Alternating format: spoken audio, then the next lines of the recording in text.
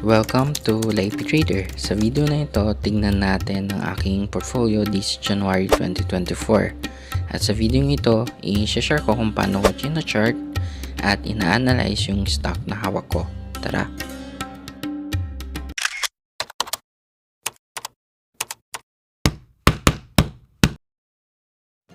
Unahin natin pag-usapan ang portfolio ko nitong January, which is first month of the year 2024. Eto na guys, ang MEG ko ngayon ay may negative 2% na paper loss percentage or equivalent to negative 3,800 pesos. So, net paper loss siya dahil fully allocated ako. Kaya ang total equity ko sa ngayon ay 134,000 pesos. Ngayon naman, i-share ko kung paano ko chart at ina-analyze yung stock na hawak ko.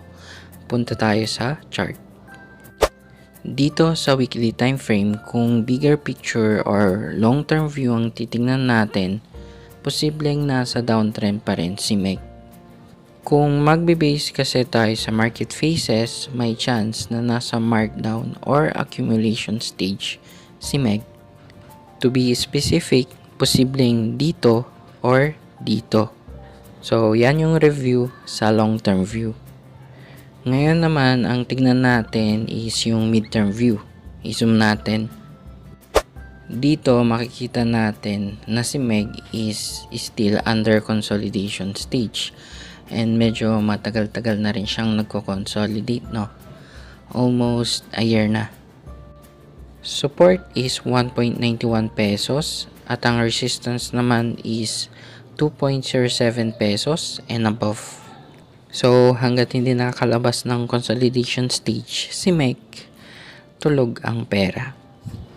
We might consider this as an opportunity loss. Opportunity loss sa time. Tulog kasi yung pera, no? Especially sa case ko na fully allocated. Though, nakatanggap naman kasi ako ng cash dividends last year. Pero there is still an opportunity loss na makikita. Kaya napapaisip ako na baka bawasan ko yung allocation ko kay MEG. Ngayon naman, let's talk about this one.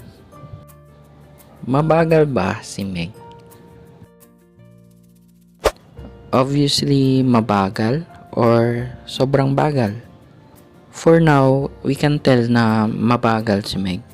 Hindi nalipad Kahit sobrang undervalue nito, kahit battered stock ito, wala Hindi talaga nagalaw at nasa consolidation stage lang talaga.